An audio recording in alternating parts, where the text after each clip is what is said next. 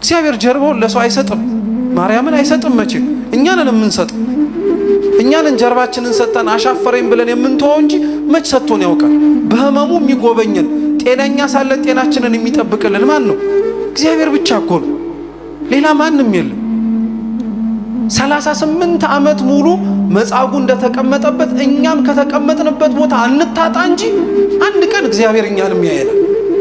አሁን እኛ እኮ ተስፋ ስለምንቆርጥና ትግስታችንም ጭምር ስለሚሟጠጥ እኮ ነው የተወሰነ ጊዜ እንጠብቀውና ተነስተን እንሄዳለን። እግዚአብሔር እኛን ለማዳን እኮ 5500 ዘመን ጠብቆናል። ልባችን እስኪመለስ እናቱን በምድር ላይ ተመልክቶ እሷን የሚመስልም እንደማይኖር አውቆ ፈቃዷን ጠይቆ ማህፀኗ ለማረፍ ያንን ሁሉ ታግሶ ነበር እግዚአብሔር። እውነት እግዚአብሔር በታገሰ ልክ እኛ እሱን መታገስ ለምን ከበደ? እልህኛ ስለሆንን እኮ ነው። ጠባያችን በጣም ስለማይመች እኮ ነው። እውነት እግዚአብሔር ቤቱ ውስጥ በሽተኞች ሆነን ከነህማማችን ያስቀመጠን ጥሩ የሆነ ታማሚ ሆነን ነው? እንደኛ የሚያጉረመርም አለ? እንደኛ ሌላውን ታማሚ እንኳን ሰላም የሚነሳልን?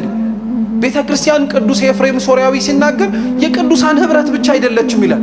ታመው ለመፈወስ የሚመጡ ሰዎችም የህመምተኞች ቦታ ናት ይላል።